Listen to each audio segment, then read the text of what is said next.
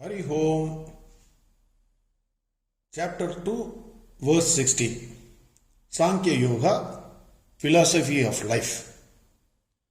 In verse 15, Lord Krishna taught Arjuna, "Hey Arjuna, a man of wisdom keeps his balance of mind in Sukha and Dukkha, that is pleasure and pain.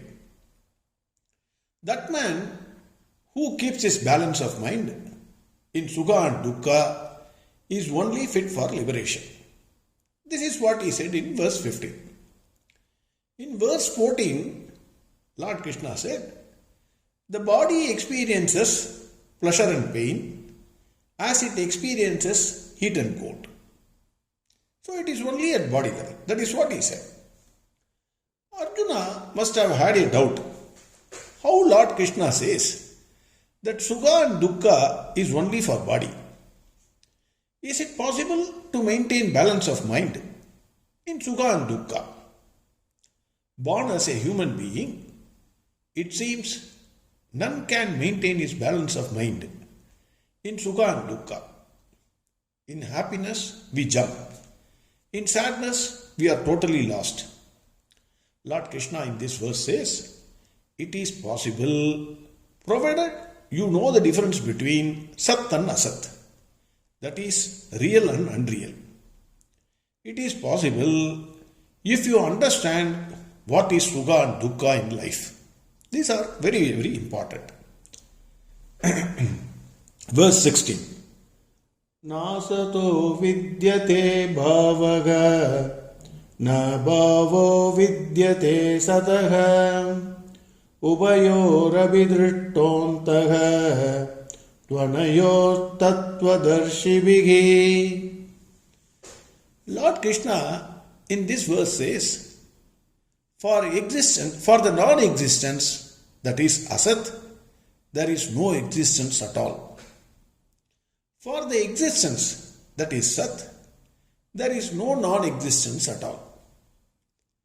This truth is seen by the knowers of the truth. To understand this, we will see the story of Narada.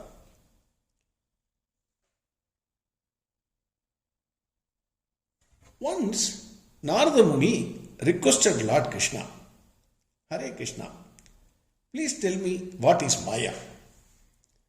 Narada, being the greatest devotee of Lord Krishna, Krishna decided to teach him the power of Maya. Lord Krishna said, "Narada, I will tell you. Let us lie down here for some time under the shade of this tree. I am very tired and feeling thirsty. Can you please get me some water?" Lord Krishna requested Naradaji. Naradaji was extremely happy since Lord Krishna asked him for a glass of water. He always wanted to serve Lord Krishna but did not get an opportunity. Now is the time. He went across the fields. The sun was very harsh. He could not see any human being or village nearby, but determined to get water for his beloved Lord Krishna. Since he walked for a long time, Narada became very tired and he was thirsty too. His head was spinning. Finally, he reached a village and saw a hut. He knocked the door. The door opened and there stood the most beautiful girl he had ever seen. She smiled up at Narada. The moment she saw her, she understood what he wanted. In places like Delhi, if you go to anybody's house or shop, they will immediately bring water. Whether you ask for it or not, they will give you. Like that, that girl requested him to sit and she brought a glass of water. Then after seeing Narada so tired, she served food. After having food, since it was very hot outside, Narada decided to remain there. The girl was extremely beautiful, nice, affable, attractive and simple. So Narada loved her. He asked her whether she would marry him. She accepted and the marriage got solemnized. After marriage, Narada was very happy. He had children. Each son was glowing like the sun god. That much attractive his sons were. Narada was very proud and happy about his children. Narada, his wife and children were leading a very happy and enjoying the life. Years passed.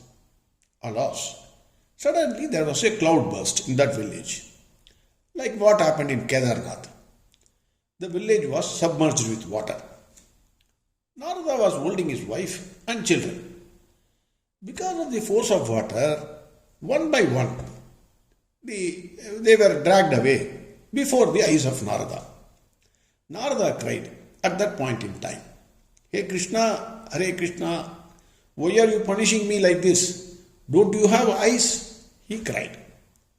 Lord Krishna sprinkled some water on his face and asked Narada, Narada, where is my glass of water? When Narada was inside his dream, his happiness was real and also his sadness. When Narada woke up, that is, woke up to reality, neither the happiness was there nor the sadness was real. The dream was not there before he slept. It was not there after he woke up. It was there only for some time. During that time, that is during the dream time, the happiness and sadness of the dream appeared to be real for Narada. He enjoyed and suffered both extremes. He was very happy, he suffered extremely. When he woke up, everything vanished. Similarly, in this life, if we deeply think, where is our dream father or grandfather or grandmother? We are enjoying and suffering in this dream life. At present, we are all sleeping, and hence, like Narada enjoying or suffering the happenings of his life, we are also suffering the same or enjoying the same. If we wake up to reality, then our happiness and sorrows of this dream life will also vanish like the dream of Narada. But first, we must understand what is real and what is unreal. What is the difference between real and unreal? Real means Sat. Unreal is Asat. Real, it existed in the past, exists in the present, and will exist in future. That is consciousness. It is like air in the balloon. The air in the before the balloon was there, air was there. Inside the balloon, the air was there. And when the balloon is burst, air still will be there. Whereas Asat, it does not exist in the past. It exists in the present for some time. Will not exist in future. Anything other than consciousness is Asat. You take anything in the life, table, chair, human being, animal, father, mother, fridge, anything you take, it will be there for some time, then it will destroy. Then Sat never changes, ever the same. When you are a baby, consciousness was there. When you are young, consciousness is there. When you are old, still it is there. When you die, still it will be there. Whereas the unreal, that is Asat, keeps on changing. The body, it changes from babyhood to childhood, childhood to young age to old man, disease and death. After that, that body is not there. So that is Asat. Sat is permanent, whereas Asat is impermanent. Sat exists independently. It does not depend upon anything. It is self-existent. Whereas Asat cannot exist independently. When consciousness leaves your body, either you are buried or put on fire. Sat always exists. Asat exists only for a time.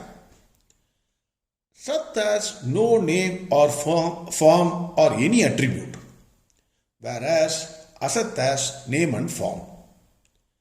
Consciousness is real, whereas body, mind and sense complex is unreal.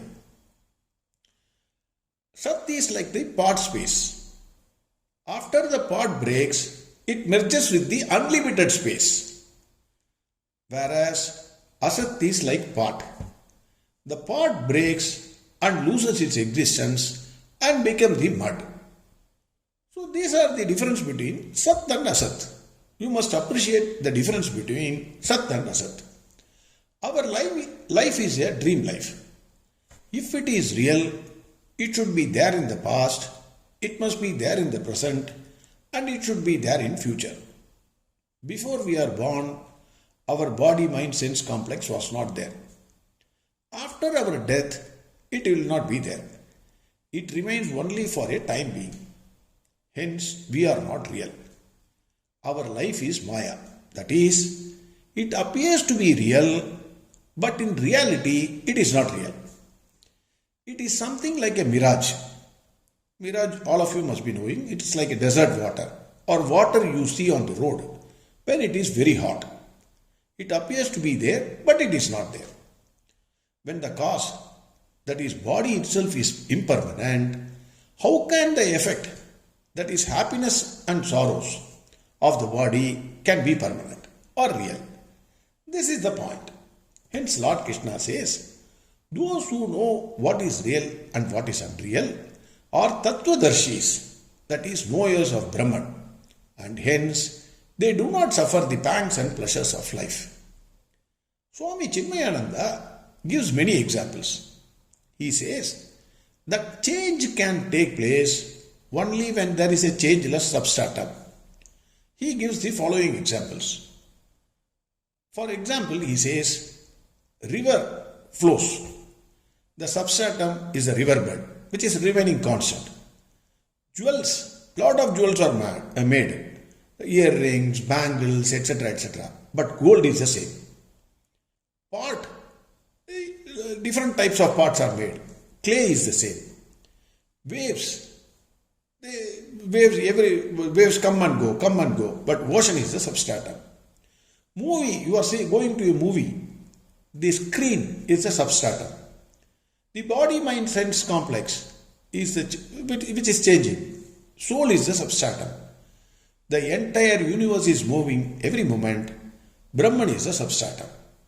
So you have to understand the change can happen only in a changeless substratum. Another example is when you are under anesthesia, unconscious of your body, even if heart surgery is conducted, you remain quiet and calm. But without anesthesia, that is when you are conscious of your body, even a simple injection, you create such a sound as if some major surgery is undergoing.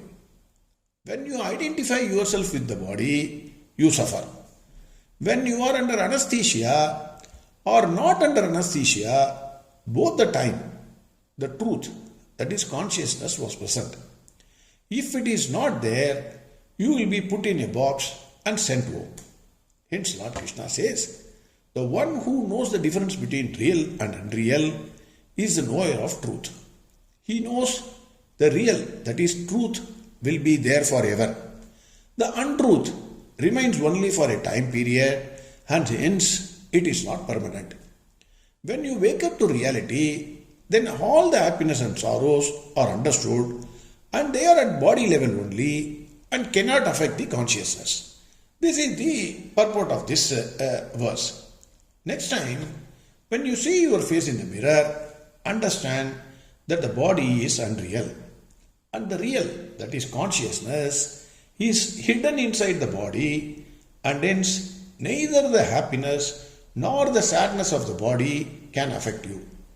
When the consciousness has left you, you cannot stand even for a second before the mirror.